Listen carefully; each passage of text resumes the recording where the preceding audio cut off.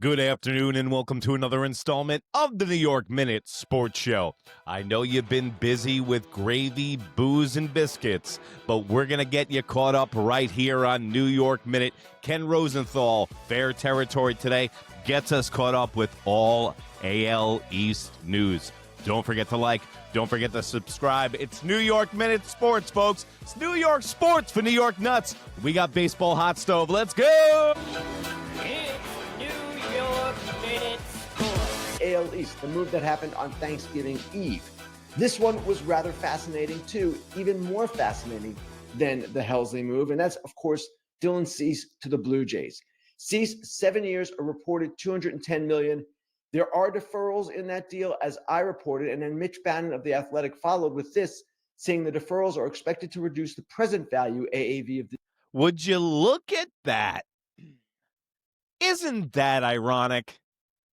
Isn't that really ironic? That the fact that the Blue Jays fans were the biggest bitches in the world talking about the LA Dodgers spending all this money, and then look what they turn around and do. They backload the Dylan Cease contract, and they do exactly what the Dodgers do. I guess if you can't beat them, join them, Toronto Blue Jays fans, because you're following their blueprint, which is also the New York Yankees blueprint. So you better start backloading those contracts. Welcome to the adult table at Thanksgiving this year in the AL East with the Boston Red Sox and the New York Yankees, Toronto Blue Jays fans. And Dylan Cease is a good signing, but look at that. Thought that was very interesting. Thought I'd bring that up as a point. The deal to around $26 million per year, still the largest pitching contract in Blue Jays history. So with the deferrals, we probably should look at it, if it's indeed 26 per year, as more of a 7-year, $182 million deal for Cease. Still, really. Like I said before, all those starting pitching contracts, you're only going to see the first 5 years of it. You don't even care about the last 3 because you need arms at that moment. Look at Carlos Rodon. Look at Garrett Cole. Look at Max Fried's contract. None of those are going to age well. And this is why this is the year of the young pitcher in the first 5-year contract, is because Major League Baseball, like GMs like Stearns, are done paying these big bloated contracts. And that's why teams like the Baltimore Orioles let Corbin Burns walk, and it was beneficial to them because his elbow looks like Linguini now. Really healthy, a really good deal for a guy who always seems to have a lot of interest. People love him in the industry, and yet his results at times have been inconsistent. Top 5 Cy Young finisher 2022 and 2024. And yet the results, like as I just said, haven't. You know what that is? All that is that his head isn't screwed on right. And all that is that he's still 28 years of age. And I know that we still call 28-year-old guys kids, and that's crazy. But if you think about it, go back to even 28 years of age. Like, a lot of shit for a male mentally doesn't click until then. I felt like I didn't have a brain until 32, to be honest with you. And this guy's been in Major League Baseball for about 6 or 7 years. So I think that there's a big step that starting pitchers take in their careers, and it's around 27 or 28 years of age. Great time to get a starting pitcher. They backloaded the contract. Dude, this is a win, win, win, win for the Toronto Blue Jays and their fan base. And now you add it to your Savage. Now you have Dylan Cease. Now, if I was the Toronto Blue Jays, I don't know what you're waiting for. Go out and get Chris Bassett today. Always been there. And it's curious to people why that happens. There are some reasons. Keith Law has written about that for The Athletic. But Cease, for any negatives you might have with him, the positives are, he always takes the ball. Here's his bio: 169th overall pick in 2014, debut in 2019, career milestones, 5 straight seasons, 32 plus starts. We'll get into that. AL WAR leader in 2022. That's the year he finished second in the Cy Young. 5 straight seasons, 200. As I always like to say on this show, the best ability is availability. Strikeouts. That's impressive. And then here he is in 2025, and this is what I'm talking about. 4.55 ERA on a team in which Nick Pivetta pitched really well and had a good ERA, but Cease, for whatever reasons, didn't have that. It wasn't great out of the stretch. Just seems to give up hits at inopportune times at points in his career. But I want to show you the durability, because this, to me, is the thing that recommends Dylan Cease the most. Since 2021, when he really became a regular starter, most games started in the last 5 seasons. And here's what's interesting about this chart. Cease, Barrios, and Gossman. What team do they all play for? The Toronto Blue Jays. They're the top three on this list, while Gossman tied with Logan Webb and Patrick Corbin. But the Jays have assembled a group of guys who should pitch, should take the ball. Trey Savage next season likely will be on some kind of innings limit. He'll still be only a rookie. Yeah, Blue Jays fans, I mean, welcome to the world of innings limits. With Luis Heel, we've had to deal with that. And guys, you do not want to get that guy hurt. Your Savage seems like a savage on the bump, so you don't want to make that happen. But this is the problem with the young guys. This is the problem with Major League Baseball right now. Everybody's going to go under the knife. It's not a matter of if, it's when they're going to need Tommy John surgery. Look at Garrett Cole. It eventually hit him.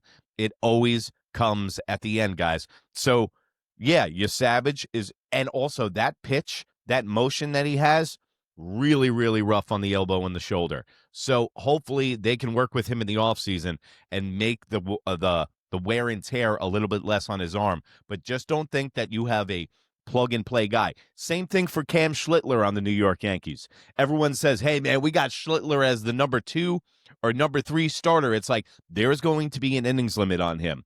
We want him to be a successful pitcher for the next 15 years, not the next 5 years. And then you have as well Shane Bieber, first full season off Tommy John. I don't know that you can expect him to go 225. And that's the thing. You know, you have Shane Bieber who took his qualifying offer because the strike is looming. And also a guy of that age after a year that he had, why not take it? I think these guys got something cooking in the locker room for the Toronto Blue Jays, and that a lot of guys want to stick together and run it back. That's the problem with the New York Yankees. Their fan base is worried that the fact that the Yankees are talking about running it back because there's no signs of life coming from the Bronx. And I think Brian Cashman is still sleeping on the sidewalk for that fundraiser. 5 innings. So the Jays are in really good shape here with their rotation. And the question then becomes, what are they going to do next? Because this is a team that really has a variety of ways they can go. Is it going to be Bo Bichette? Is it going to be Kyle Tucker? Most likely, we will see them get a reliever of some ilk. See, I think it's not going to be Tucker or Bichette. I think the Toronto Blue Jays prediction right here, they land Cody Bellinger. I think the Blue Jays get Belly Baby, and we wind up getting Tucker. I think it's going to flip-flop. Whether it's Edwin Diaz or Pete Fairbanks, someone along those lines, Devin Williams. We'll talk more about the relievers as we go on here. Low-lev Dev, take him. Have him, Toronto. Please, I insist. I'll drive him up to Toronto and drop him off. In fact, I'll order him an Uber from Long Island, New York, up to Toronto for you to get rid of Low-lev Dev because Brian Cashman is talking about flirting with getting him back. And I don't. Baby, don't come back. You can blame it all on Dev. Maybe you're Low-lev Dev. Baby, don't come back. That's my message to Low-lev Dev. We can blame it all on you, Low-lev Dev.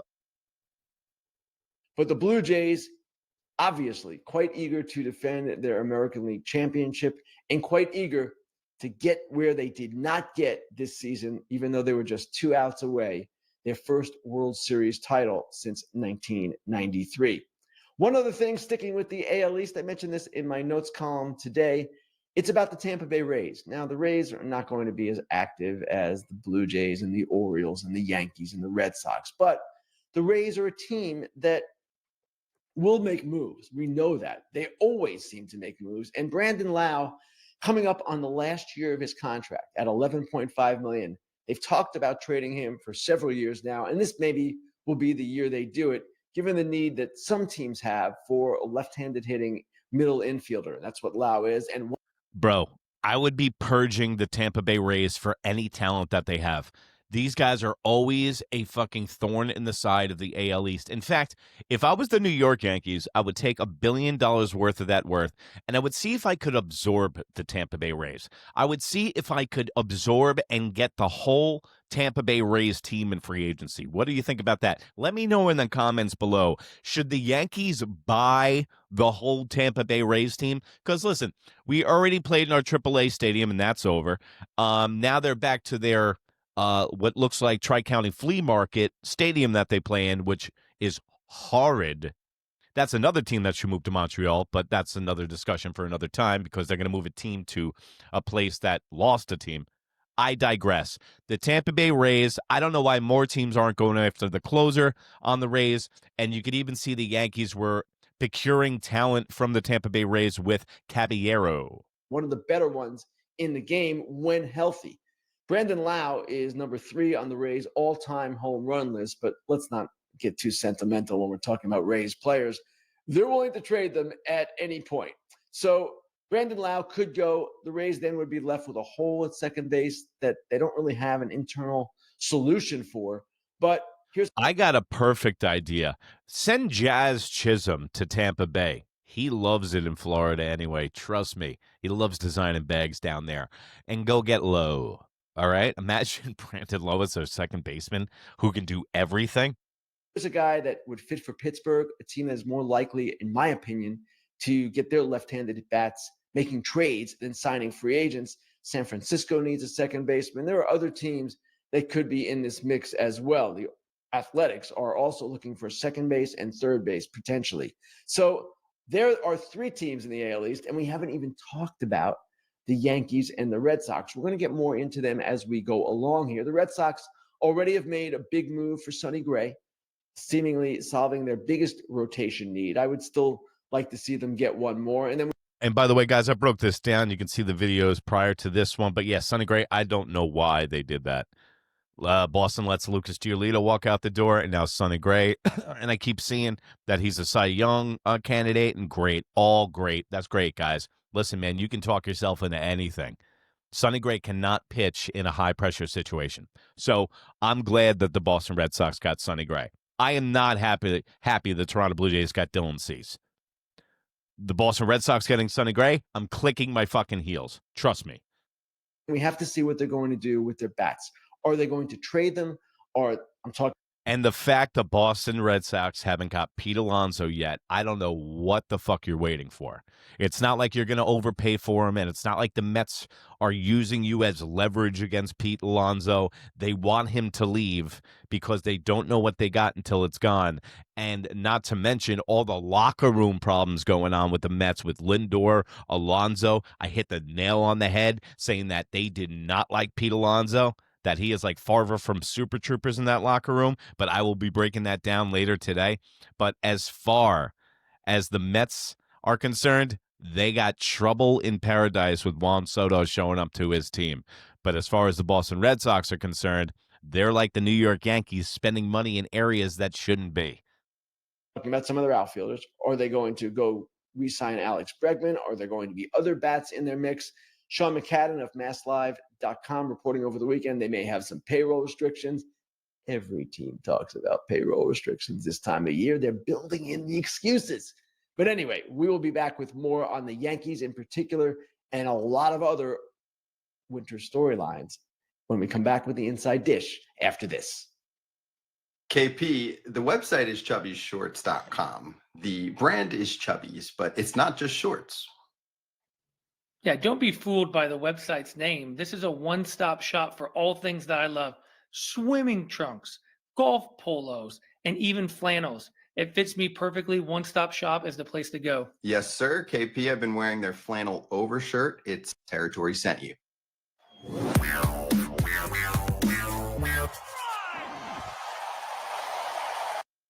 All right, time now for the Inside Dish. And as promised, we're going to take you through the top 5 storylines leading to the winter meetings. This will apply, of course, to the winter meetings, but this is the stuff to watch. And we'll start at the top of the free agent market, Kyle Tucker and even Cody Bellinger. Let's talk about the biggest bats available. Tucker is a guy we haven't heard much about so far. Doesn't mean there's not a lot happening with him. And you're going to see teams jump out for him, and they're going to be teams that jump out for Bellinger. And there are other bats in this market as well, as Schwarber and Bichette and Bregman. But Tucker and Bellinger, both left-handed hitters, both outfielders for the most part. Bellinger, of course, can play first base as well. These are perhaps the two most interesting guys, and the New York Yankees should be in the middle of both of them, at least talking about Bellinger at the very, very least. Now, here's Tucker. You know what, Yankee fans? Listen, I know that I keep hearing the fan base saying, man, we want Cody Bellinger. We need Cody Bellinger back. We got to get Cody Bellinger back. Listen, Aaron Judge makes people look good in the batting order as well. You know how they always say Aaron Judge needs protection? Well, Cody Bellinger got protection from Aaron Judge hitting .411 for a majority of the season. If you remember back to the first month and a half of the season, Cody Bellinger started out slow. Also, the numbers that he produced last year, do you think that's going to dictate anywhere from $36 to $40 million? If you're going to pay $400 million for a contract for a guy, might as well go get Tucker. He can play left field for the rest of his life. When you move Judge to first base or DH when Giancarlo Stanton leaves, you plug him right over at right field at his natural position. I've said it before. You're not paying for Kyle Tucker to hit you 50 home runs. You're not paying for Kyle Tucker to hit you 120 RBIs. He's a glue guy. He's won before. He's a smart baseball player. This is the intangibles that don't show up on the box score that the New York Yankees have been missing, have been pining for so long. Playing station-to-station ball, relying on the home run too much. Now you're going to diversify with a guy like Tucker. And by the way, everyone keeps talking about Cody Bellinger. He only played first base maybe in 2 games all of last year. The Yankees have a log jam at first base, and he's a little long in the tooth to be playing center field. You generally don't want your center fielders being around 30 years of age. Also, that's another thing. Cody Bellinger's got a lot of mileage on the old engine. He has been playing baseball. You got to remember, he won an MVP 7 years ago, guys. Also, he does have a little bit of an injury-prone history. Last year was a career year for him. Kyle Tucker has had 2 down years. I get it. But I have to admit, I think, and let me know in the comments below, in the next 3 years, who do you think will have better numbers after that 3 years? Will it be Kyle Tucker or will it be Cody Bellinger? Because I think it's going to be Kyle Tucker. And I think it's flip-flopped. The Yankees were the lead to get Cody Bellinger in the beginning, and now they're the lead to get Kyle Tucker. I think Cody Bellinger lands with the Toronto Blue Jays. I've said it before. I think Cody Bellinger winds up with the Toronto Blue Jays. He is a guy who is just 28 years old as of right now. He'll be 29 in January, 4-time All-Star, 2-time Silver Slugger. We know who Kyle Tucker is, a 5-tool player. And there's been debate among certain segments of the Yankee fan base, and the Athletic's Chris Kirshner has wrote about this as well. Is he a better fit for the Yankees than Cody Bellinger? It seems to me the Yankees are more inclined to sign Bellinger, and you look at his vitals right there. Here's a guy that has had an up and down career, but lately back on the upswing. You see 2017 Rookie of the Year, 2018 NLCS MVP, 2000. See, that's what I get worried about. Like guys that come into the league really, really early, like an Andrew Jones, guys that come in, I mean, it's almost like they're ready to retire already. 27, that's a long time ago, guys. Cody Bellinger has been playing baseball he was in the Little League World Series. That's how long he's been playing baseball for. 19 NL MVP, 2020 World Series champion, and in the last 2 seasons has reestablished himself after, you remember, getting non-tendered by the Dodgers. Cody Bellinger is in many ways a perfect fit for the Yankees. Now, he is not the better player. Kyle Tucker is the better player. And yes, Tucker has had some injuries the past 2 seasons, and it's raised some doubts about him, but they've been kind of flukish, and he is an all-around type of guy, as is Cody Bellinger. So I expect Tucker to do better, and I expect the Yankees, if they don't end up with Bellinger, to be scrambling a little bit because I don't know that they want to pay Tucker. The ideal situation for the Yankees, my opinion here, is... Do you think Hal Steinbrenner is going to want 2 $400 million players on his payroll between Tucker and between Judge, and then you got Cole on the books for $325? I mean, that is just way too much money. But they need to start shedding payroll, man. And that's what Yankee fans are most pissed about is Brian Cashman spending money like a drunken sailor, kind of like the Boston Red Sox. Spending $22 million on Trent Grisham. You're still paying DJ LeMahieu $16 million. You owed that bag of wind Stroman last year, 18.8. You're still paying fucking Frankenstein, Giancarlo Stanton, $17 million. So you're allocating money all over the place to poor fucking contracts. And if we didn't spend our money terribly, maybe we would be able to go get a Tucker and a Judge and have our cake and eat it too. Because the days of the super team for the New York Yankees are over. We're a mom and pop shop, folks. He's selling dollar store. That Yankee Stadium, the house that George built, oh, that's a dollar store now. That's a Dollar General. So if you need any toothpaste, any supplies, soaps, whatever, little toiletries, go down there, get the best price possible, because Hal Steinbrenner turned the heat off in the 7th inning of the opening day last year.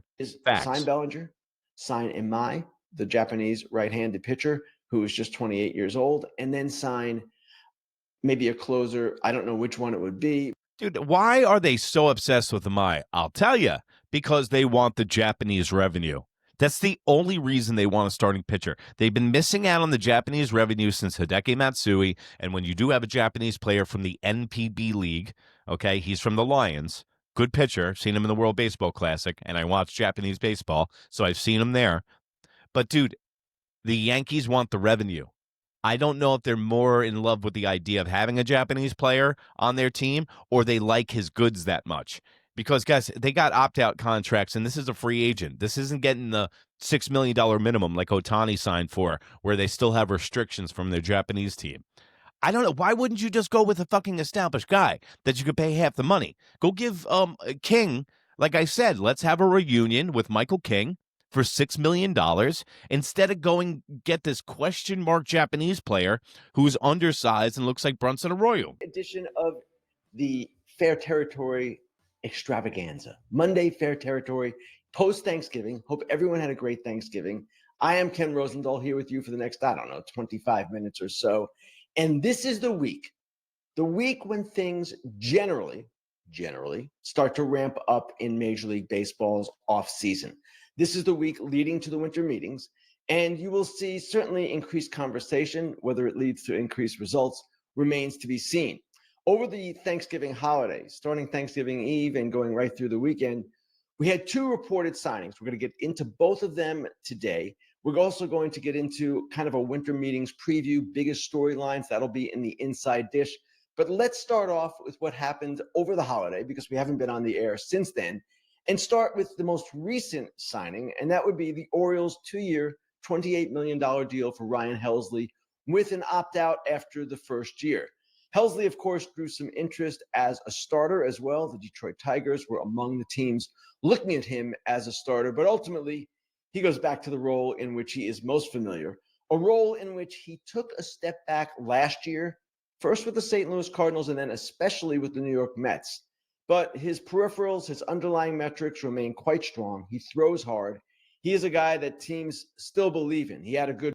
That guy completely shit the bed for the New York Mets. And if the Orioles want him, have at it, bro. That seems like a guy that's completely lost it on the bump.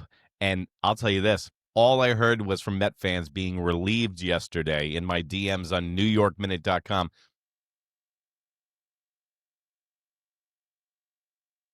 Good market, quite obviously, to get $14 million a year for 2 years. That's decent money for a closer. Not what he would have gotten if he had been a free agent after 2024, perhaps, but still for Helsley, a good outcome. Now, for the Orioles, this is the latest of several moves that they have made this offseason. They have been, I would suggest, the busiest team, at least in terms of results, of any thus far. And I'll show you what I'm talking about here, because they've already made 4 additions, starting off with Andrew Kittredge. You remember, they traded for him from the Chicago Cubs, then exercised his option. They had traded him to the Cubs and then brought him back. Leody Taveras enters their center. Let me just tell you one thing. You know what's guaranteed in this life? Death, taxes, the Jets being awful, and the Baltimore Orioles signing terrible free agents. Let's go back and think about a free agent the Baltimore Orioles signed that worked out for them. I'll keep waiting. To round it out, because basically they traded most of their relievers some of whom were becoming free agents during last season. Now, the biggest thing with the Orioles, the biggest thing that remains, the biggest thing that has haunted them since really last offseason is their lack so far of a top of the rotation starting pitcher. And frankly, a lot of people thought that the Baltimore Orioles were going to take another step next year and that they were going to win the AL East. In fact, they took 4 steps back. They're actually very lucky to let Corbin Burns walk out the door, because imagine if they paid him and his elbow turned into linguine like it did in Arizona. So the Baltimore Orioles are never good at free agency signings. I don't know why nobody wants to play there. It's kind of a cool stadium, kind of a cool area to play in. But Baltimore is usually the fourth to the dinner plate in the AL East. frankly, I would like to see them add more than one starter, but they definitely are a team that we should. And that's the Orioles' MO, man. They say that we're going to spend, we're going to spend, we're going to spend, and then every year comes by and they don't spend.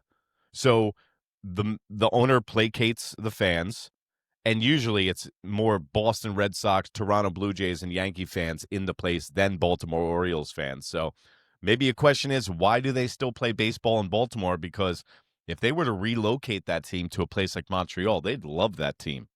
Watch for the top of the free agent market. I'm talking about Framber Valdez, Ranger Suarez, perhaps Tatua Amaya. Also, they're a team to watch with regard to trades. This is a team that, if trades, Baltimore Orioles got youth all over the place. If you think about the farm system that they had that they popped off, now they can't get these guys to make the next step. That's the problem with the Baltimore Orioles. Did all the guys that they brought up from the farm system, are they all lemons? Are they all non-winning players? Is this really what happens? But the Baltimore Orioles do the same shit year in, year out. It's since Albert Bell and Miguel Tejada. The Baltimore Orioles have been doing the same shit.